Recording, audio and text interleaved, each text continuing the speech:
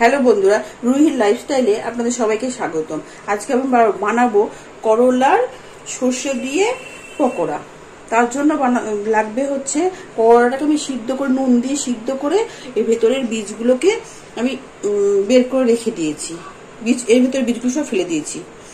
লাগবে টমেটো কুচো, পেঁয়াজ কুচো, আর এখানে বেসমের মধ্যে দিয়েছি আমি লবণ আর শুকনো লঙ্কার গুঁড়ো, আর একটু ময়দার মধ্যেও তাই দিয়েছি সেম শুকনো লঙ্কার গুঁড়ো আর লবণ। আর এখানে আমি সর্ষে, পোস্ত, একটু লঙ্কা, কাঁচা লঙ্কা আর হচ্ছে পেঁয়াজ আর 10 কোয়া মতো রসুন একসঙ্গে বেটে রেখে দিয়েছি।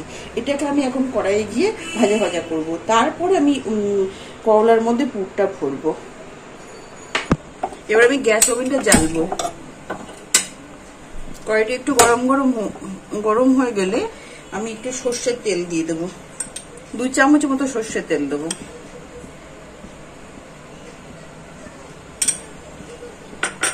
তেলটা একটু গরম হোক। তেলটা আমার গরম হয়ে গেছে, আমি পেঁয়াজ কুচুগুলো এর মধ্যে দিয়ে দেবো, টমেটো কুচুগুলো এর মধ্যে দিয়ে দেবো, একটু লবণ দেবো, দিয়ে ভাজা ভাজা করবো।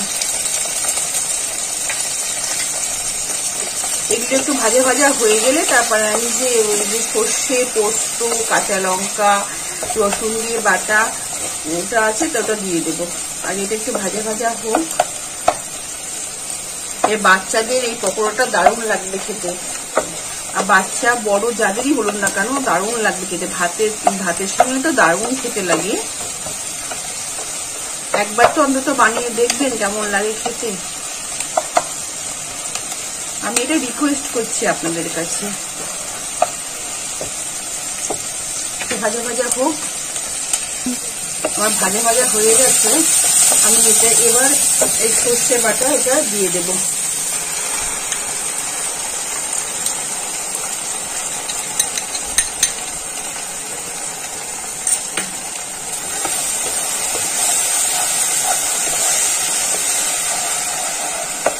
আমি তখন অল্প একটু লবণ দিয়েছিলাম, আর একটু লবণ লাগবে। কাঁচা লঙ্কা তো দেওয়াই আছে, এখানে ঝালটা তো কাঁচা লঙ্কার ঝালই হবে, শুকনো লঙ্কা লাগবে না। আর একটু নাড়াচাড়া করতে হবে, ভালো করে কষাতে হবে।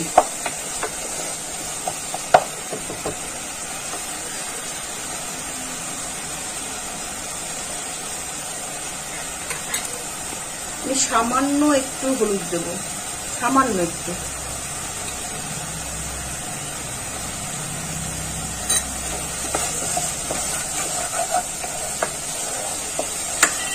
এবার আমি এটাকে ভালো করে কষাবো।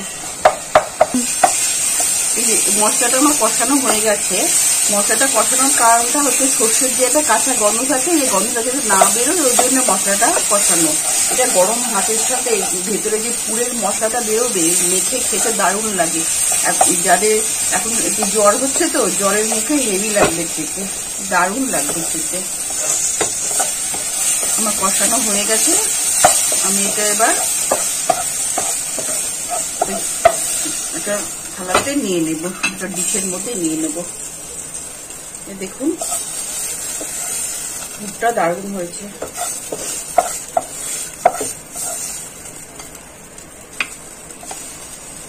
এবার আমি গ্যাসটা অফ করে দেব। উচ্ছেগুলোর মধ্যে পুরটা ভরবো। এবার আমি এই উচ্ছেগুলোর মধ্যে এই পুরটা ভরবো। আমি ব্যাটারটাকে গুলে নিয়েছি, ব্যাটার বানিয়ে নিয়েছি। আস্তে আস্তে ভরতে হবে, একটু একটু করে।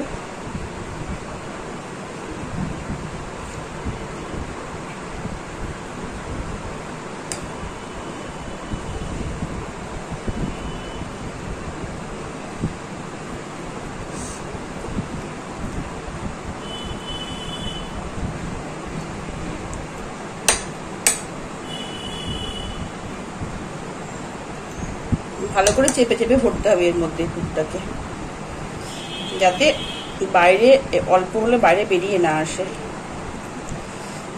তাহলে আর ভেতরে বেশি যত মশলা থাকবে, মানে এই পুরটা যত থাকবে তত কেটে ভাত গরম ভাতের সঙ্গে মশলাটা বেরোবে, খেতে দারুণ লাগবে।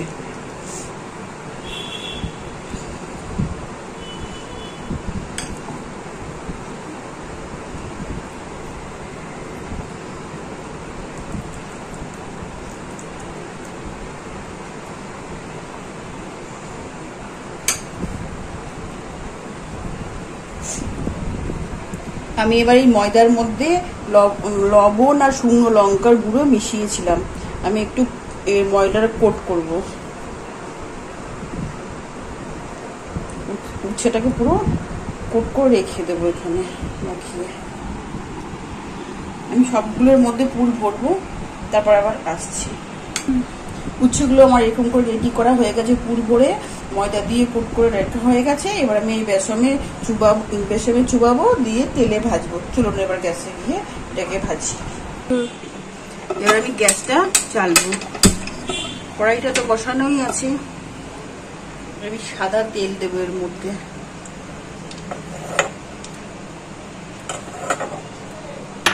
বাচ্চারা তো এখন সবজি খেতেই চায় না, এইভাবে পকোড়া করে দিলে খাবে। আর গরম ভাতের সঙ্গে আপনারা যদি খান, এটা দারুণ খেতে লাগবে।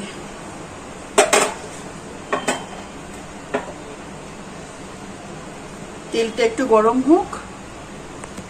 তেলটা গরম হয়ে গেছে, আমি এবার এটা এই ব্যাটারটাতে দিয়ে কড়াই ছেড়ে দেবো।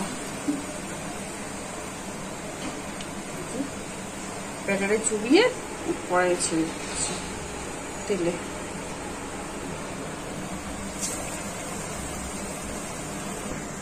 এটা আস্তে আস্তে হবে, কেননা উচ্ছেগুলো আমার সিদ্ধ করাই আছে।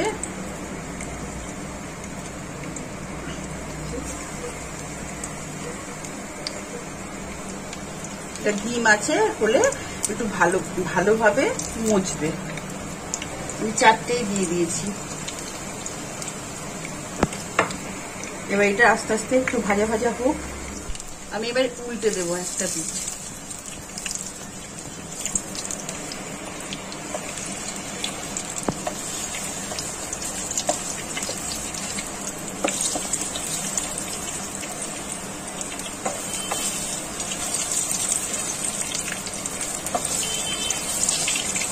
দেখে মনেই হচ্ছে না এর মধ্যে উচ্ছে আছে।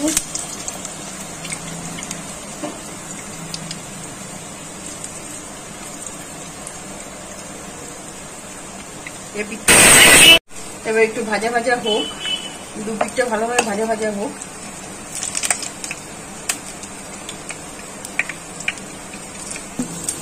আমার দেখুন এক পিঠ উল্টে দিয়েছি, এই পিঠটাও আমার ভাজা ভাজা হয়ে গেছে। আমি এবার আর একটু 2-4 মিনিট রেখে দেবো, 2 মিনিট রেখে দেবো। দেখে আর একটু ভাজা ভাজা করবো, করে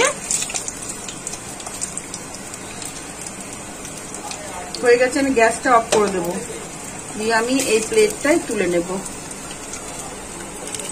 দেখে মনেই হবে না যে এটার মধ্যে উচ্ছে আছে। দেখুন, দেখে মনেই হবে না এটার মধ্যে উচ্ছে আছে। বাড়িতে কেউ আসলে করে দিলে, এইভাবে রান্না করে দিলে দারুণ, তারাও বলবে দারুণ হয়েছে। এবার আমি এই প্লেটে তুলে রেখে দিয়েছি। এগুলো একটা আমি কেটে দেখাবো আপনাদের, গরম তাও আমি কেটে দেখাবো।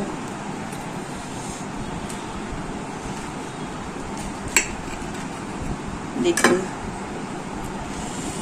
দেখুন কত সুন্দর হয়েছে। এটা ভাত দিয়ে মেখে খেলে যা দারুণ লাগবে না খেতে, একবার অন্তত বানাবেন প্লিজ। এটা আমার অনুরোধ আপনাদের কাছে। এই রান্না যদি ভালো লেগে থাকে আপনাদের, তাহলে লাইক, শেয়ার এবং সাবস্ক্রাইব করে দেবেন প্লিজ।